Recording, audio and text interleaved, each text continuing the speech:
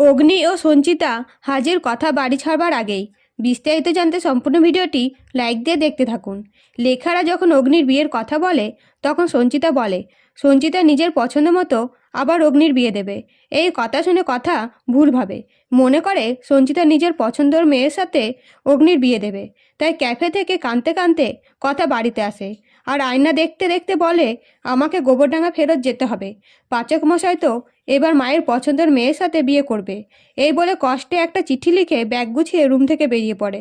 অন্যদিকে অনিকেতরা সঞ্চিতাকে বাড়ি ফিরে যেতে মানিয়ে নেয়। এরপরে অগ্নি কায়দা কানুনদের বলে মায়ের পছন্দের মেয়ে কথা, তাহলে আর কোনো বাধা নেই। আমি এবার কথাকে যেয়ে আমার মনের কথা জানাবো। এতদিন মায়ের কথা ভেবে কিছু বলিনি। এই বলে আনন্দিত হয়ে গুয়ো বাড়ি ফিরে আসে এবং কথাকে খোঁজাখুঁজি শুরু করে। তখন দেখে কথা ব্যাগ গুছিয়ে কোথাও যাবে বলে ঠিক করেছে। তখন অগ্নি বাধা দেয় আর বলে কথা, তুই কোথায় যাচ্ছিস? তোকে আর কোথাও যেতে হবে না, তুই এখানেই থাকবি। এই কথা শুনে কথা বলে না পাচক মশাই, তা হয় না। মার সব মনে পড়ে গেছে, এবার আমাকে গোবরডাঙ্গা ফিরে যেতে হবে। আপনি তো এবার মায়ের পছন্দের মেয়েকে বিয়ে করবেন। তখন অগ্নি বলে কথা, আগে কথাটা তো শোন। মা তোকে পছন্দ করে, তাই তো তোকে আমি মনের কথা বলতে এলাম। যখন তোর জীবন সংশয় ছিল তখন আমি তোকে আই লাভ ইউ বলেছিলাম, আর তারপরেই তুই সুস্থ হয়ে উঠেছিলিস।